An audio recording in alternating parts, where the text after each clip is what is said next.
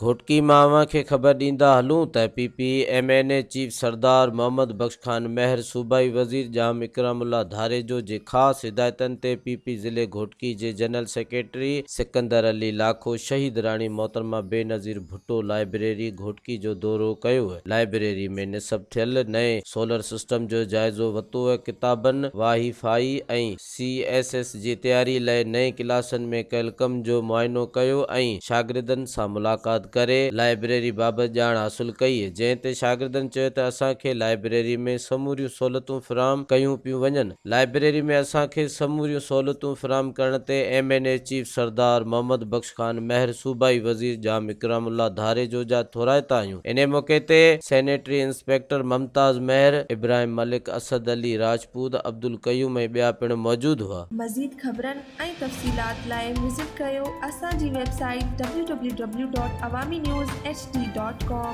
ऐं ॾिसंदा रहो अवामी न्यूज़ HD।